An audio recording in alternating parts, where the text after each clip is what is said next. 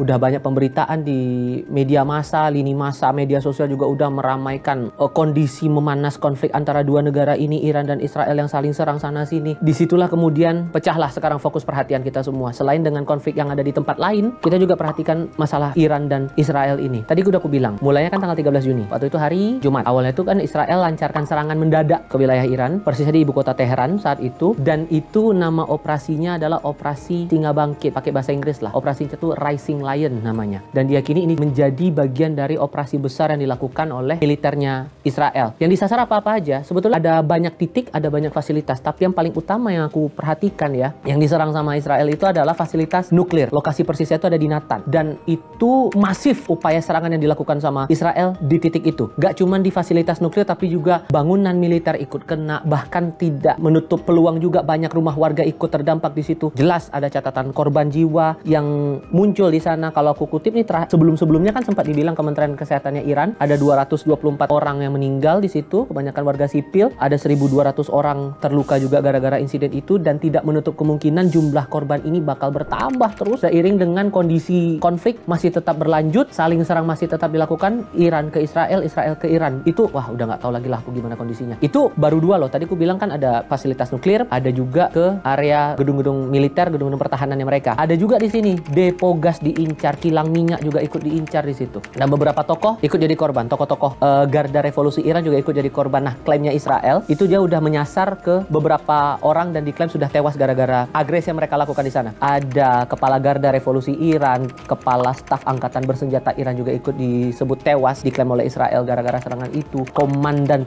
kedirgantaraannya Garda Revolusi dan ilmuwan nuklir juga ikut jadi korban gara-gara insiden yang tadi itu. Total sebetulnya itu korban ya. Kalau untuk area yang coba disasar tuh lebih dari 200 titik yang coba ditargetkan sama Israel untuk dihantam, termasuk fasilitas nuklir dan juga pangkalan udara. Pemerintah Iran langsunglah membatasi setiap akses selama invasi itu terjadi. Membatasi akses internet secara nasional, tapi juga menyebut pembatasan itu bakal dicabut begitu kondisinya normal lagi. Masalahnya nih, dari tanggal 13 sampai sekarang, itu invasi terus-terusan, agresi terus-terusan, konfliknya masih berkepanjangan sampai sekarang. Jadi mau sampai kapan? Entahlah, berdoalah kita untuk kondisinya biar bisa normal lagi. Setelah itu kan langsung direspon, karena Israel menyerang Iran duluan, pihak Iran langsung respon dengan cepat, luncurkan lagi puluhan rudal ke area Israel. Disebut sama Garda Revolusi Iran saat itu, serangan ini sebagai deklarasi perang. Udah jelas dibilang, deklarasi perang. Dan yang disasar apa? Langsung ke ibu kotanya di Tel Aviv. Ada Tel Aviv, terus ada ke Yerusalem juga, terus ke Haifa. Dengan data korban terakhir itu, kalau dari area Israel yang diserang, itu jumlah korban meninggal ada 24 orang, dan ada korban lukanya jumlahnya ratusan. Dan kemungkinan ini sama polanya dengan yang di Iran. Polanya bisa bertambah terus seiring dengan masih berlanjutnya konflik antara kedua negara itu tadi. Israel bahkan sempat menyatakan sebagian besar dari sekitar 100 drone-nya Iran itu berhasil dicegat sebelum masuk ke wilayah udaranya mereka. Tapi di Sabtu dini hari itu kan hari Jumat ya tanggal 13. Di hari Sabtunya tanggal 14 Juni, Iran luncurkan lagi gelombang serangan berikutnya. Jadi kau bayangkanlah, udah dilancarkan satu, dibalas lagi, saling balas terus. Gimana cara mempertahankan daerah dua ini? Dan dalam pernyataan terakhir yang aku pahamin juga tuh angkatan bersenjatanya Iran sampai memperingatkan warga Israel, karena ini kondisinya masih konflik ya, masih ada serangan sana sini, serangan berterusan. Warga sipil diminta untuk tinggalkan area yang terdampak, segera selamatkan diri, seraya menyatakan bahwa serangan balasan bakal terus